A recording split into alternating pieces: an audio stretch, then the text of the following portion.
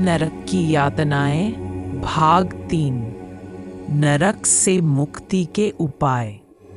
मोक्ष की प्राप्ति गरुड़ पुराण के अनुसार। नरक केवल एक स्थान नहीं, यह चेतना की एक गहराई है। शास्त्र कहते हैं हर कर्म के पीछे एक कंपन है और हर कंपन का परिणाम।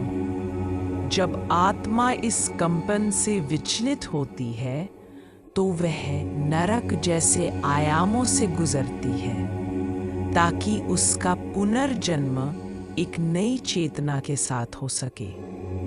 प्रश्न 1, क्या नरक भौतिक है या मानसिक? गरुड़ पुराण में वर्णित नरक वास्तविक और सूक्ष्म दोनों रूपों में है। जैसे सपने में की गई यात्रा असली लगती है, वैसे ही मृत्यु के बाद की चेतना में नरक का अनुभव होता है। ये आयाम हमारे कर्म चक्र के अनुसार सक्रिय होते हैं। नरक वास्तव में चेतना की परछाइयाँ हैं। प्रश्न 2, आत्मा नरक से कैसे गुजरती है? मृत्यु के बाद आत्मा यमदूतों के द्वारा यमलोक ले जाई जाती है। चित्रगुप्त उसके समस्त जन्मों के कर्मों का लेखा प्रस्तुत करते हैं। यमराज निर्णय देते हैं पुण्य के लिए स्वर्ग है, पाप के लिए नरक है। आत्मा स्मृति रहित अवस्था में नरक की यातना झेलती है ताकि वह अगले जन्म के लिए शुद्ध हो सके। श्लोक गरुड़ पुराण। यथा कर्म तु कल्प्यन्ते नरकाः पापकर्मणाम्। प्रश्न 3, क्या नरक स्थायी है? नहीं। शास्त्र कहते हैं कि नरक एक अस्थायी अनुभव है। जैसे अस्पताल में रोगी को दर्द सहना पड़ता है ताकि वह ठीक हो सके, वैसे ही नरक आत्मा के कर्म रोग की चिकित्सा है। पीड़ा आत्मा को उसके कर्मों का अनुभव देती है। यही अनुभव अगले जन्म के संस्कार बनते हैं। प्रश्न 4, क्या कोई नरक से मुक्त हो सकता है? हाँ, पश्चाताप, प्रायश्चित और ईश्वर में आस्था आत्मा को नरक के अनुभव से निकाल सकते हैं। गरुड़ पुराण कहता है पश्चातापितो यस्तु पापान नरकम त्यजेत, यानी जिसने पश्चाताप कर लिया वो नरक से ऊपर उठ सकता है। मोक्ष की ओर बढ़ने वाली आत्मा नरक को पार कर जाती है। प्रश्न 5, नरक और मोक्ष में अंतर क्या है? नरक मोक्ष कर्मों का परिणाम, कर्मों से मुक्ति, चेतना की पीड़ा, चेतना की पूर्णता, भटकाव स्थायित्व, पुनर्जन्म के पहले की स्थिति, पुनर्जन्म का अंत। नरक हमारे भीतर है, जीवन में छिपे मानसिक और आत्मिक नरक। हम सोचते हैं कि नरक मृत्यु के बाद आता है, लेकिन क्या आपने कभी महसूस किया है क्रोध, ईर्ष्या, चिंता, अपराध बोध, ये भावनाएं भी एक नरक हैं? आज हम समझेंगे जीवन में मौजूद मानसिक नरक, जिनमें लाखों लोग हर दिन जलते हैं और उन्हें इसका एहसास तक नहीं होता।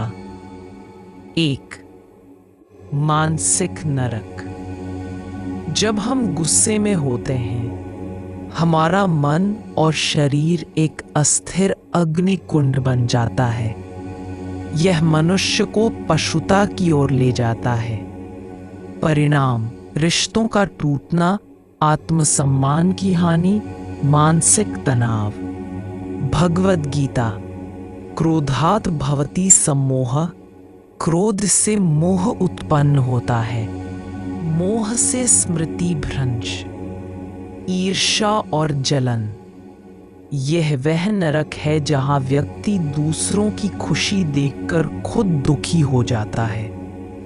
यह आत्मा को भीतर से खोखला करता है। ईर्ष्यालु व्यक्ति कभी शांत नहीं रह सकता।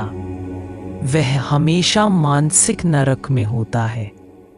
अपराध बोध, पिछले कर्मों की यादें जो बार बार दर्द देती हैं।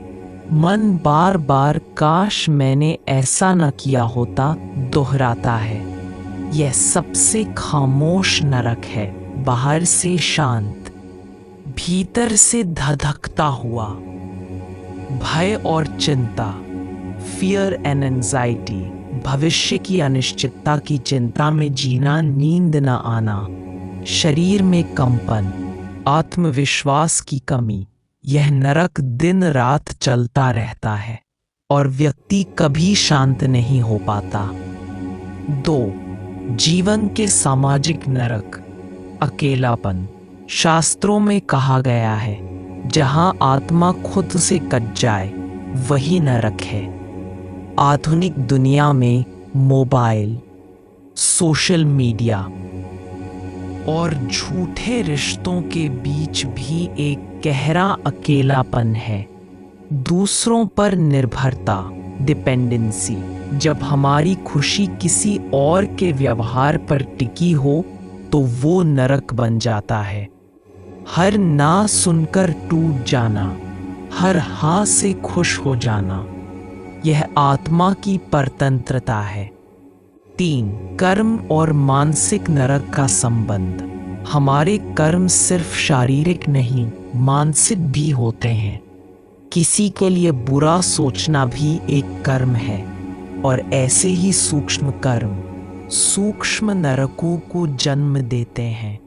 उपनिषदों में कहा गया है, मन एव मनुष्याणाम कारणम बंध मोक्षयो। मन ही बंधन और मुक्ति का कारण है। 4. इन नरकों से मुक्ति का मार्ग। नरक मुक्ति का उपाय, क्रोध, क्षमा और मौन, ईर्ष्या, कृतज्ञता और सहयोग, अपराध बोध, प्रायश्चित और स्वीकृति, चिंता, ध्यान और समर्पण, अकेलापन, आत्मचिंतन और सच्चे सत्संग। नरक बाहर नहीं, अपने भीतर है और सबसे बड़ा मोक्ष है अपने अंदर के नरकों को पहचानना और उनसे ऊपर उठना। क्योंकि जब आत्मा स्वयं को जान लेती है तब उसे किसी और न्यायालय की जरूरत नहीं रहती। मोक्ष की ओर, नरक से मुक्ति के रहस्य और उपाय। नरक का अंत केवल यातना नहीं, एक साक्षात्कार भी है।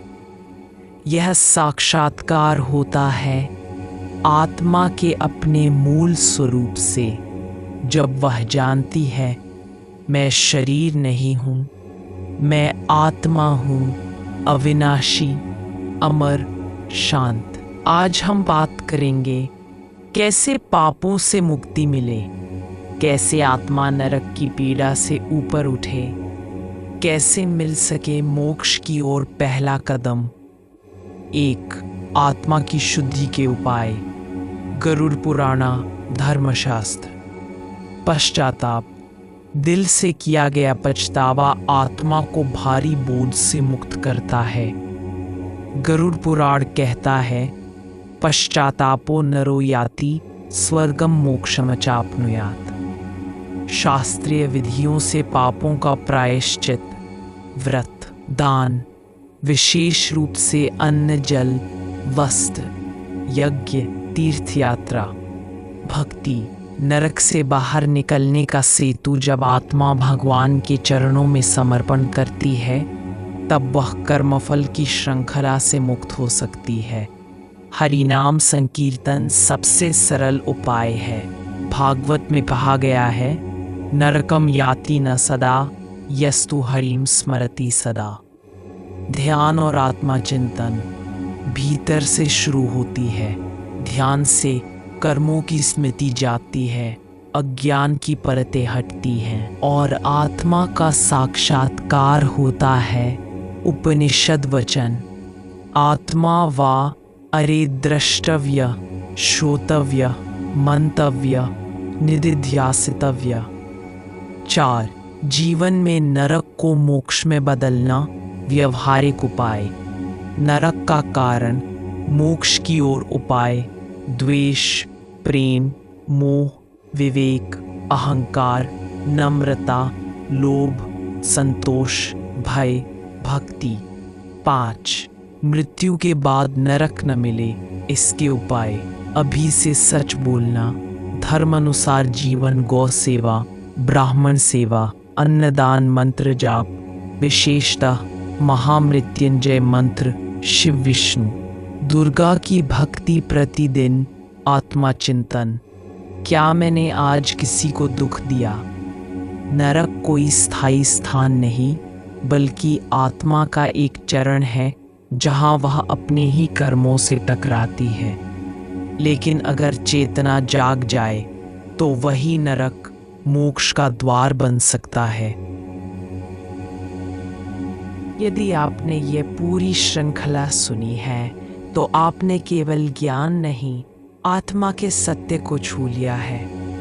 अब ये ज्ञान आपको स्वयं और दूसरों को नरक से बाहर लाने में सहायता करेगा। यदि इस ज्ञान से कुछ भी सीखा तो कृपया रॉयल भक्ति गुरु चैनल को सब्सक्राइब करें और इसे दूसरों तक भी पहुंचाएं। हम हर दिन लाते हैं शास्त्रों से जुड़ी ऐसी ही दिव्य कहानियां। प्रेम से बोलो यमराज भगवान की जय। जय सनातन धर्म। भगवान आप सभी का कल्याण करे। और हाँ, कमेंट में भगवान यम जरूर लिखे। मिलते हैं रॉयल भक्ति गुरु की अगली भक्ति कहानी में। कहानी अच्छी लगी तो कहानी को लाइक, कमेंट और शेयर करें और चैनल पर नए हैं तो चैनल को सब्सक्राइब करें और बेल आइकॉन को जरूर प्रेस करें, जिससे कि हमारे आने वाले हर नई कहानी का नोटिफिकेशन आपको मिलता रहे। वीडियो देखने के लिए आप सभी का बहुत बहुत धन्यवाद।